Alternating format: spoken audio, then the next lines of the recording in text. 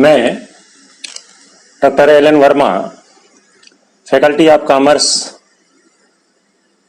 शहीद Rajiv Pandey government college, Bhatagaon, Raipur, financial accounting के chapter dissolution of partnership firm में आज पार्ट 6 में एक नया क्वेश्चन लेके उसको हल करने की हम कोशिश करेंगे। तो लीजिए, क्वेश्चन है ई, एफ और जी पार्टनर हैं, उनका बैलेंस शीट 31 मार्च 2019 का दिया गया है।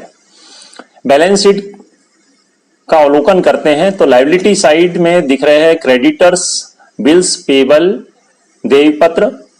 ई और जी का चालू खाता, ई, एफ और जी के पूंजी खाते। एसेट साइड में निगाह डालें तो देखते हैं मशीन है, फर्नीचर है, देनदार है जिसमें से प्रावधान प्रोविजन फॉर बैड डेब्ट घटा हुआ है, प्राप्त पत्र है, स्कंद है, संयुक्त जीवन बीमा पॉलिसी है जिसका सरेंडर वैल्यू दिया गया है 9300, एफ का करंट अकाउंट है और बैंक है। इस बैलेंस शीट का टोटल है 88,500। इसके साथ इंफॉर्मेशन है कि ई जो कि एक पार्टनर है उसकी मृत्यु हो जाती है और 1 अप्रैल 2019 और पार्टनर्स डिसाइड करते हैं कि फर्म को डिसॉल्व कर दिया जाए। कुछ इंफॉर्मेशन विघटन संबंधी यहां पर दिए गए हैं। जी फर्नीचर को 5400 में खरीद रहा है। एफ स्कंद के आधे भाग को 12,000 में खरीद रहा है और स्कंद का बचा हुआ आधा भाग 10,500 रुपए में बिक रहा है। मशीन 70% वसूली हो रही है। प्राप्त पत्र 5% डिस्काउंट पे जा रहे हैं, मतलब 95% प्राप्त होंगे।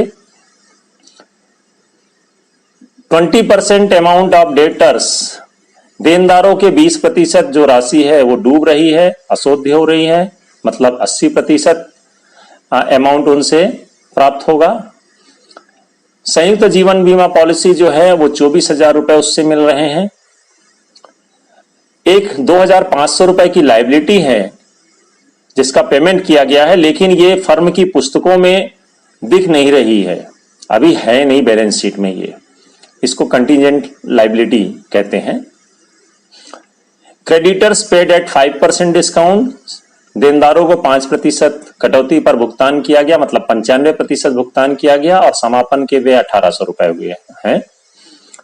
प्रश्न में निर्देश है कि इसके अकाउंट्स को बंद करना है। उन्हीं 4 स्टेप्स के आधार पर इस प्रश्न को हल करेंगे।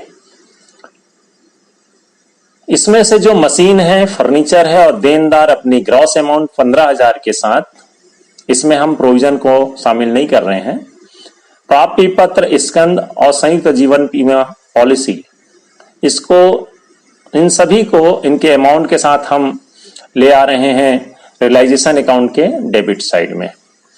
देनदार से जो प्रोविजन घटा था उसको हम रियलाइजेशन के क्रेडिट में ले आए। एफ का करंट अकाउंट बचा है और बैंक अकाउंट बचा है, तो बैंक अकाउंट का शेष बैंक अकाउंट में आ गया और एफ का करंट अकाउंट का जो बैलेंस है वो करंट अकाउंट में आ गया। चूंकि ये सभी आइटम एसेट साइड की हैं इसलिए सभी डेबिट साइड में जाएंगी। लायबिलिटी साइड में देखें तो क्रेडिटर्स और बिल्स पेबल, देय पत्र और लेनदार, ये 2 एक्सटर्नल लायबिलिटी है, बाहरी दायित्व है, इनको हम रियलाइजेशन के क्रेडिट में लेके गए हैं। ई और जी का जो चालू खाता है वो उनके चालू खाते में चला गया है बैलेंस के रूप में, और तीनों पार्टनर्स के कैपिटल अकाउंट उनके कैपिटल अकाउंट में आ गए हैं और इस प्रकार बैलेंस शीट आपकी खाली हो गई। जी फर्नीचर को 5400 में ले रहा है और आधे स्कंद को एफ 12,000 में ले रहा है, तो ये हमने रियलाइजेशन के क्रेडिट में जी का चालू खाता प्रभावित किया है फर्नीचर 5400 से, और एफ का चालू खाता स्कंद आधा जो है उसको 12,000 से। रियलाइजेशन के क्रेडिट में जी और एफ का करंट अकाउंट है, तो इसका प्रभाव पड़ेगा जी और एफ के करंट अकाउंट के डेबिट में रियलाइजेशन अकाउंट अपने अमाउंट के साथ। फिर है आधे स्कंद से 10,500 की वसूली हो रही है, मशीन से 70% की वसूली हो रही है, प्राप्ति पत्र से 5% कटौती करके 95% की वसूली हो रही है, देनदार से 20% डूब रहे हैं मतलब 80% वसूली हो रही है, और ज्वाइंट लाइफ पॉलिसी 24,000 रुपए मिल रहे हैं। ये जो संपत्ति से वसूली है रियलाइजेशन के क्रेडिट में बैंक अकाउंट के अंतर्गत हम दिखा रहे हैं।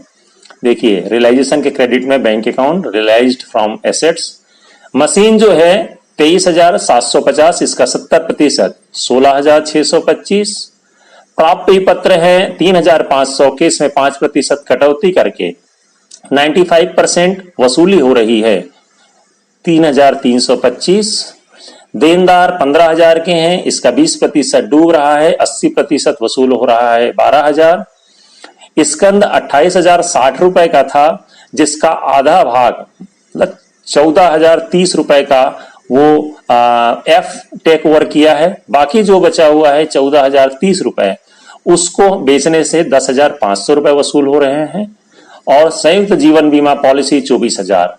इस प्रकार संपत्तियों से कुल वसूली हो रही है 66,450। रियलाइजेशन के क्रेडिट में बैंक अकाउंट में ये दिख रहा है, तो इसका प्रभाव बैंक अकाउंट के डेबिट में पड़ेगा, रियलाइजेशन अकाउंट अपने अपने अमाउंट के साथ इनर कॉलम में, टोटल अमाउंट के कॉलम में 66,450। ये आपका संपत्तियों से वसूली हो गई। दायित्वों के भुगतान के लिए प्रश्न में निर्देश था कि एक कंटीजेंट लायबिलिटी 2,500 रुपए का भुगतान किया गया है, जो कि पुस्तकों में नहीं था, इसको हम भुगतान करेंगे। क्रेडिटर्स को 5% डिस्काउंट में भुगतान करेंगे, मतलब 95%, और समापन व्यय 1,800 रुपए। यहां देय विपत्र के भुगतान के लिए कोई निर्देश नहीं है, तो भी हम उसके पुस्त मूल्य का भुगतान करेंगे। तो ये जो भुगतान होगा रियलाइजेशन के डेबिट साइड में बैंक के मार्फत होगा। तो देखिए बैंक अकाउंट ये पेमेंट है। क्रेडिटर्स जो आपके थे 17,680 के, उसका 95% पेमेंट किया हमने 16,796। देय पत्र 9,820 के थे, इसके संबंध में प्रश्न में कोई निर्देश नहीं है, तो इसको 100% हमने भुगतान किया। एक लायबिलिटी का 2,500 जो पुस्तकों में नहीं था, उसका भुगतान हम कर रहे हैं, और समापन व्यय 1,800 रुपए का भुगतान हम कर रहे हैं। इस प्रकार कुल भुगतान 30,916 रुपए का हम यहां पर दिखा रहे हैं। रियलाइजेशन के डेबिट में बैंक अकाउंट है, तो इसका प्रभाव पड़ेगा बैंक अकाउंट के क्रेडिट में रियलाइजेशन अकाउंट। क्रेडिटर्स देय पत्र एक लायबिलिटी है, और व्यय ये अपने अपने अमाउंट के साथ, टोटल अमाउंट 30,916 रुपए। तो यहां पर दायित्व का भुगतान आपका हो गया, दूसरा स्टेप भी आपका खत्म हो गया। अब तीसरे स्टेप पे आते हैं, जहां पर रियलाइजेशन अकाउंट का जो भी बैलेंस है वो partners sharing profit sharing ratio में ट्रांसफर होगा। तो देखें तो इस प्रश्न में पार्टनर्स का प्रॉफिट शेयरिंग रेशियो के बारे में कोई बात नहीं कही गई है, और जब प्रॉफिट शेयरिंग रेशियो प्रश्न में नहीं होता है तो हम ये मान के चलते हैं कि सभी पार्टनर्स बराबर के साझेदार हैं। तो रियलाइजेशन अकाउंट का देखें डेबिट टोटल है 1,18,166, और क्रेडिट साइड में 4,066 डेफिसिट कर रहा है। ये जो कमी है यही है वसूली से हानि, लॉस ऑन रियलाइजेशन, और ये तीनों पार्टनर्स के बराबर बराबर हिस्से पे डाल रहे हैं। हमने इस प्रश्न में राउंड अप करने के लिए, रुपए को राउंड अप करने के लिए 2 में कम किया है और 1 में उसको राउंड अप करके बढ़ा दिया है। तो रियलाइजेशन के क्रेडिट में देखिए partners current account E 1,355, F 1,355 and G 1,356, ये राउंड अप करने के कारण है। तो तीनों बराबर हमने बांट दिया। रियलाइजेशन अकाउंट यहां पर तीसरा स्टेप के साथ बंद हो रहा है। अब ये जो एंट्री हुई है रियलाइजेशन के क्रेडिट में पार्टनर्स करेंट अकाउंट, इसका प्रभाव पड़ेगा करेंट अकाउंट के डेबिट में रियलाइजेशन अकाउंट अपने अमाउंट के साथ। अब हम देखें कि चौथे स्टेप पे आ जाएं, तो रियलाइजेशन करेंट अकाउंट का जो बैलेंस है वो हम ट्रांसफर करते हैं कैपिटल अकाउंट में।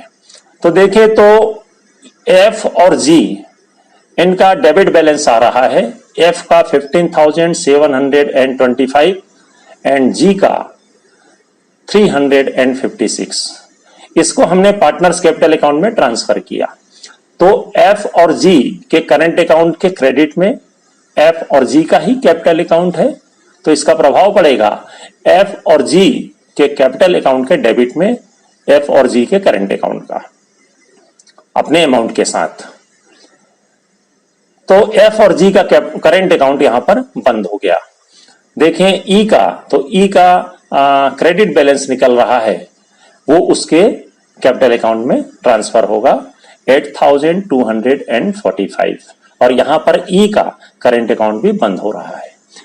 ई के करंट अकाउंट के डेबिट में ई का कैपिटल अकाउंट है, तो इसका प्रभाव पड़ेगा ई के कैपिटल अकाउंट के क्रेडिट में ई का करंट अकाउंट 8,245। इस प्रकार तीनों पार्टनर्स के करंट अकाउंट क्लोज हो चुके हैं और अंतिम में इस करंट अकाउंट कैपिटल अकाउंट के बैलेंस को हम बैंक अकाउंट में ट्रांसफर करेंगे। तो देखें, तो तीनों पार्टनर्स का क्रेडिट बैलेंस निकल रहा है। ई जिसकी मृत्यु हो चुकी है, तो उसके उत्तराधिकार प्राप्त जो भी व्यक्ति है उसको दिया जाएगा, तो इसलिए इज एग्जीक्यूटर्स अकाउंट जो बैलेंस है वो जा रहा है 23,245 और एफ और जी का बैंक अकाउंट जा रहा है। यहां पर इज का एग्जीक्यूटर अकाउंट हमने नहीं खोला है, तो उसको पेमेंट दिखाएंगे।